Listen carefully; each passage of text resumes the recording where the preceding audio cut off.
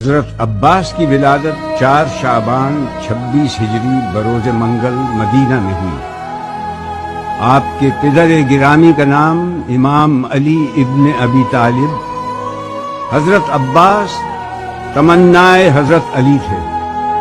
آپ نے اللہ کی بارگاہ میں دعا کی تھی کہ معبود مجھے ایسا فرزند عطا کر جو عین اسلام پر ہو۔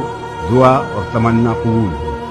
اس شان کا جہاں میں کوئی شیر نہیں ہے، عباس کے تو نام میں بھی زیر نہیں ہے۔ چاہو حشم چاہو جلال، اور ام البنی نے بیٹے کو بیدار کر دیا، ہر جنگ فتح کرنے کو تیار کر دیا۔